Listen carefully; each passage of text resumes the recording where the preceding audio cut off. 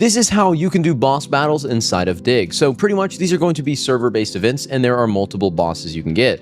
So if you click onto the bosses, there are a few, and right now one called the Crab is just spawned in, so I'm gonna go over there real fast. Going to spawn in a vehicle. It'll tell you where they're spawned in, and some of these, the sad issue is a lot of these are only going to be obtainable from certain areas. So like some of them, like the one I showed that I've obtained in my best or my index, this one is only going to be obtainable in a second island section. So until you have that section unlocked, which I'll probably have videos coming out on that soon. Once again, this game is more new. Then until then, you won't really be able to directly get it. So here's the King Crab right here. So I'm gonna pull out this with my macro, start cranking right.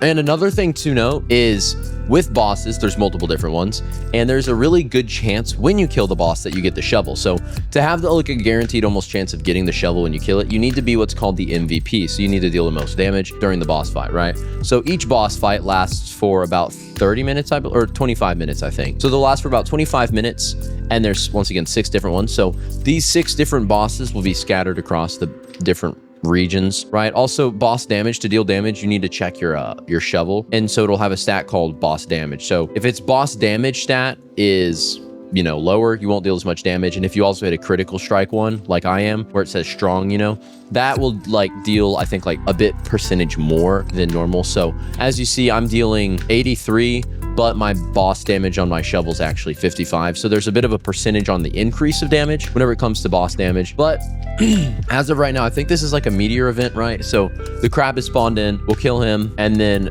once we kill him, then there will be a chance to buy like some special event items. So right now I'm just working towards, you know, killing him. Hopefully I can buy one of them. I know there's some really good ones, but once again, this is one of the main boss ones. This is one of the, I think this is supposed to be the easiest one. There's the hardest one I've gone against, which was the one that I had, you know, still in my index. That one was 80,000 health. This one is 35,000. So eventually it gets to the point where either you have to be very good or you have to have a team with you. And I had a team with me, so I was lucking out, right? And so one of the major things is this is a very good game to play with friends, because for things like this is very hard.